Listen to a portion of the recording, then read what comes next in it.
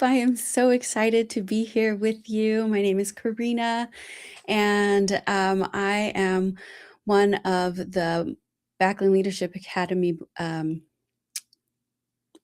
BLTs trainers are oh my gosh. Okay, never mind. There's nobody here anyway, but hi, it's me. I am I am part of the Backland Leadership volunteers, and I work with students in BLA. And my husband and I have had the privilege of leading the Beliefs trainers this last year, and it has been so much fun. We have been so excited to work with so many of you, to get to know you. And today I want to talk to you about identity in Christ. And this is such an important part of who we are. It's so important that we know who we are in Christ, who God made us to be, and what that looks like for our lives, what that looks like, what that means for you, that you are a son or a daughter of God, that you were created in the image of Jesus. And so I just want to talk to you about that today. I feel like sometimes we can get caught up in this overarching identity as a family member, right? So just like you have a last name, you carry a family identity. That happens in the spirit too. And we have that family identity. We are all sons and daughters. We are all loved. We are all priests and kings. We are all accepted. And that is beautiful. And if that doesn't resonate in your heart and just make you sing, that's a really good place to start.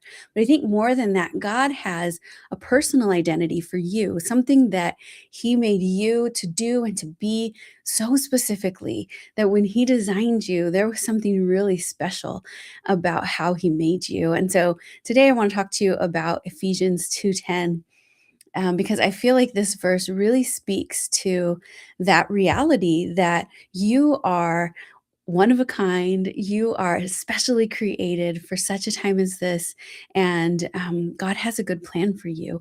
I really strongly believe that our purpose flows from our identity. Our identity flows into our purpose. When you know who you are, not just I'm a child of God, I'm loved and accepted, I'm a priest, I'm a king. Those are amazing. Those are wonderful things.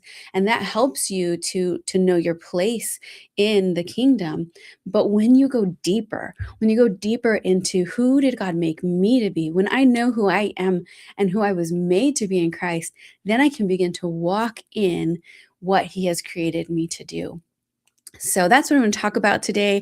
If you're watching, I would love for you to just pop in the chat and say hello. Let me know where you're from, what God is doing in your life today. It always helps to know that I'm not alone speaking into the void. So let me know where you're from. Say hello. We love to hear from you guys. So I want to break down this verse, Ephesians 2:10, for we are His workmanship, created in Christ Jesus for good works, which God prepared beforehand that we should walk in them. I want to read it just one more time. For we are His workmanship, created in Christ Jesus for good works, which God prepared beforehand or in advance that we should walk in them.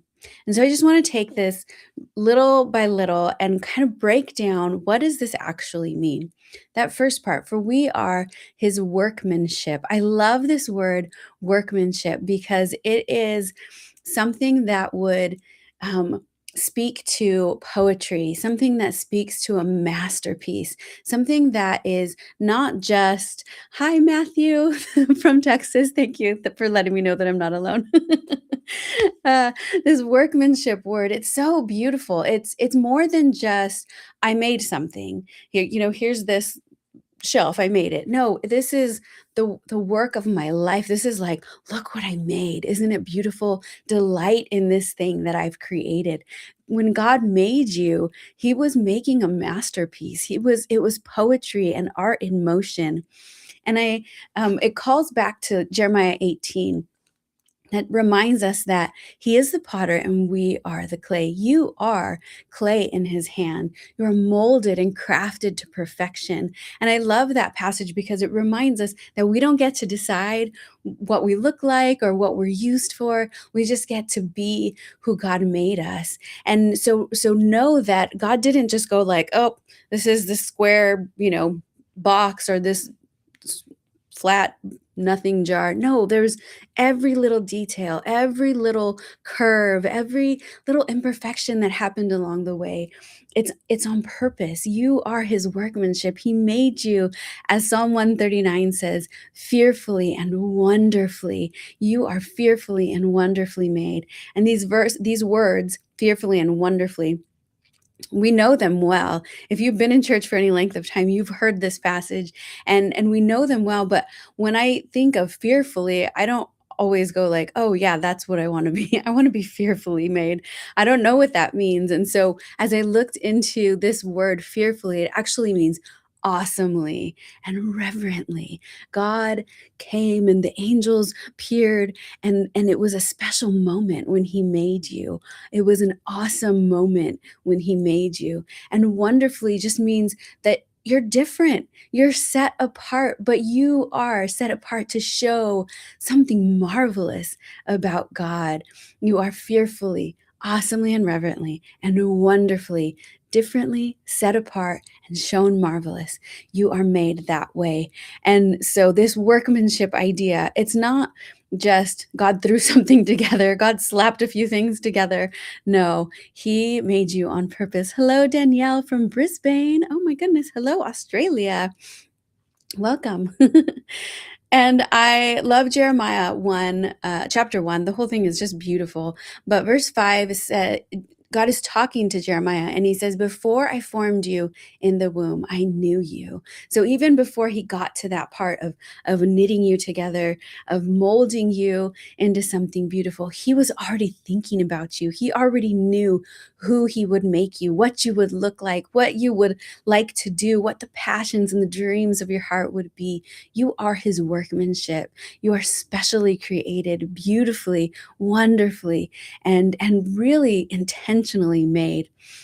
You are his workmanship, created in Christ Jesus. So this next idea is that we are created in Christ Jesus. That means you are made in his image. And I like to think that that means you look like Jesus. I look like Jesus. So when I look in the mirror, there's something unique about me. And when you look in the mirror, there's something unique about you that reflects Jesus, that reflects who he is, what he looks like. You might have his eyes or his smile, you might have his voice, or just his infectious laughter. There's something special about you that carries Christ, and that is, it just blows me away how multifaceted God can be, because there's so many humans and we all carry something special, that we can look like Jesus. Not only look like him, but you are called by his name. You are a believer. If you believe in Jesus, you are called by his name. You're a Christian, and not just that Christian name, but who you are. Your name, the name that you carry, my name, Karina, your name, whatever that might be, Danielle and Matthew, you carry his name. His name is part of who you are. And he has a name for you because he knows you. I know so many people who ask Jesus for a name. I mean, it says in Revelation that he gives you a name that only you and him know. And you can ask him for that now. He knows you. He knows you. I think back to when my husband and I have 3 boys, and when I was pregnant with them, I would begin to pray about, God, what do you want to name them? What is his name? And I knew every single time he would give me their name, even before they were born. And there was always a meaning behind it, from the joy of the Lord to I will not forget you, to just different pieces of what God wanted to say to us. One of my favorite stories is my oldest Jeremiah. He was when he was in utero, he was flipped upside down, and so it's something called placenta previa. Or no, I'm sorry, it was attached at the wrong spot.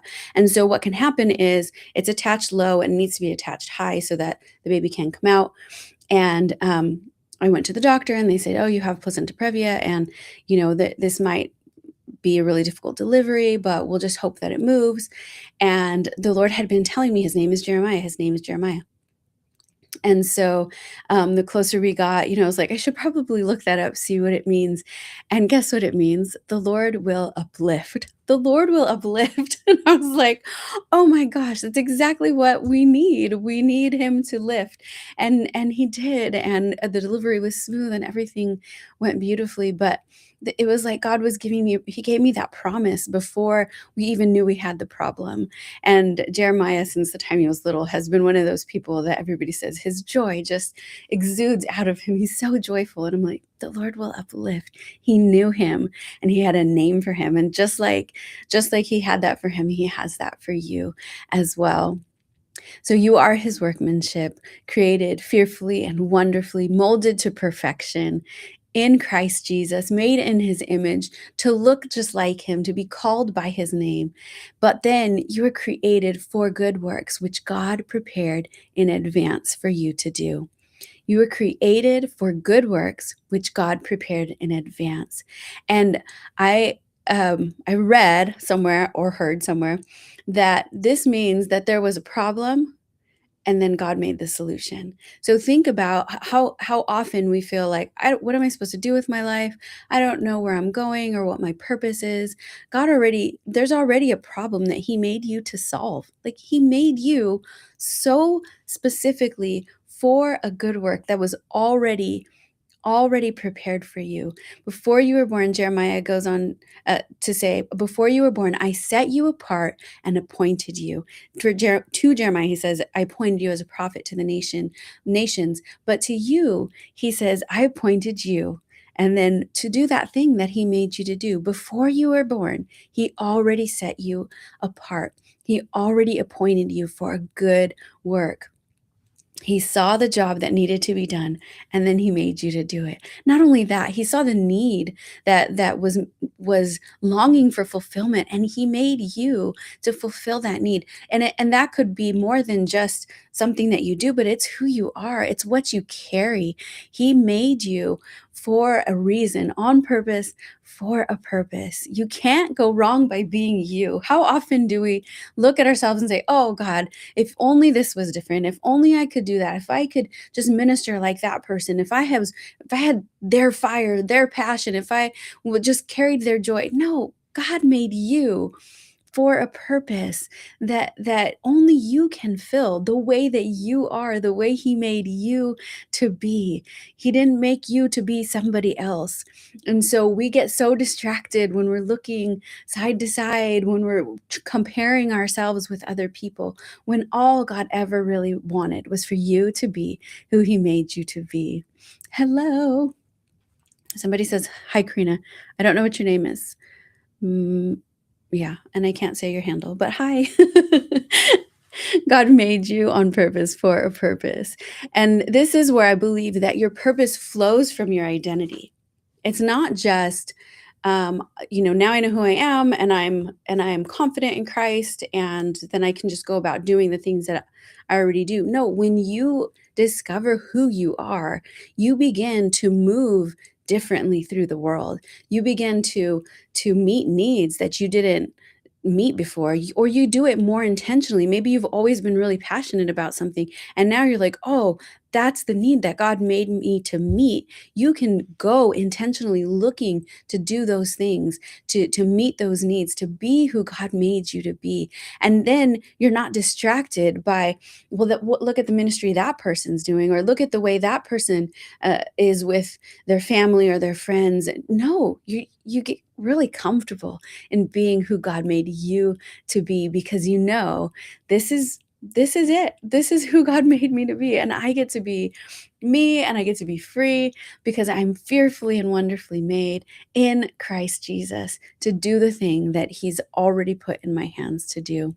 So I just wanted to give you a few little action steps that you could maybe, just some questions that you can ask yourself, questions that you can ask God, and begin to dig into this true identity, this personal identity beyond who am I as a member of the family of God? What does my name mean? Who did he call me to be?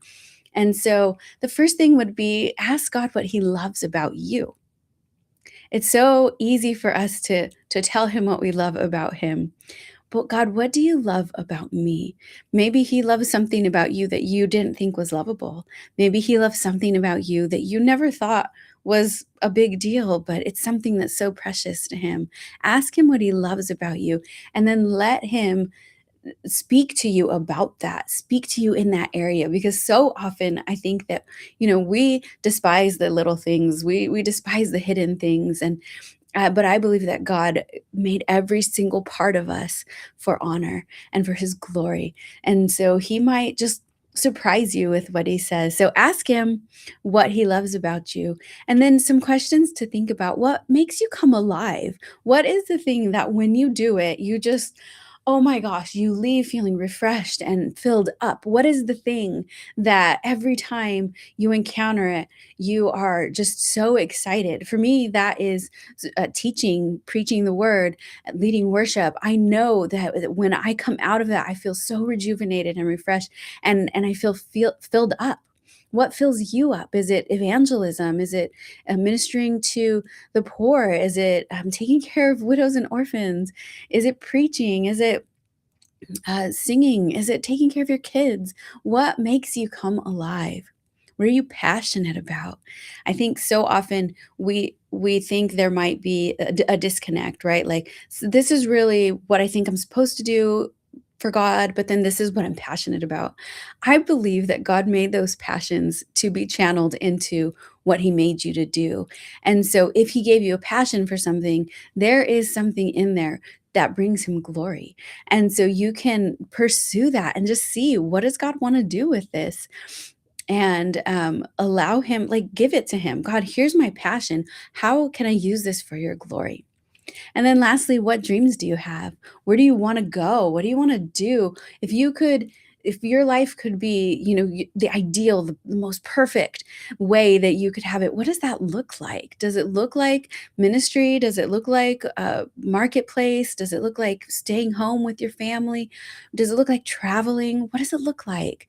Because as we explore our dreams and our passions, and we look at those things that make us come alive, then we begin to see who God made us to be, the need that we're made to fill, the thing that we're created to do. As you begin to explore these things with God, I truly believe that he's going to just begin to reveal who he made you to be, and what he made you to do. And I would even ask him, God, what does my name mean? And what does my name mean to you? Is there another name by which you want to call me?